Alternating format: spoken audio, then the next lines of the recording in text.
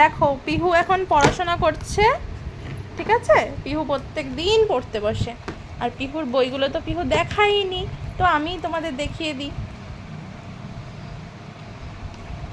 এটা হচ্ছে শেপস, এটা হচ্ছে এবিসিডি, এটা হচ্ছে ট্রান্সপোর্ট, এটা হচ্ছে কালার, এটা হচ্ছে ফ্রুটস, এটা হচ্ছে wild animal, number, vegetable, animal and pet, birds.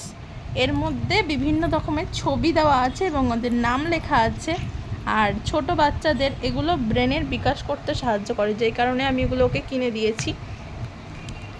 আর এগুলোর পেপারগুলো এমনই, মানে এগুলো পেপার না, অ্যাকচুয়ালি কার্ডবোর্ড টাইপের, এমনই যারা বাচ্চারা মানে এগুলো যেহেতু বই টই ছিঁড়ে ফেলে, ওরা কিছুতেই এটা ছিঁড়তে পারবে না, একদম হার্ডি।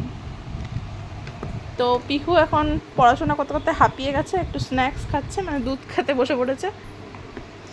খেলাও হচ্ছে, পড়াও হচ্ছে। খেলতে খেলতে বাচ্চারা এগুলো শিখে নিলে ওদের ব্রেনের জন্য এগুলো খুবই ভালো।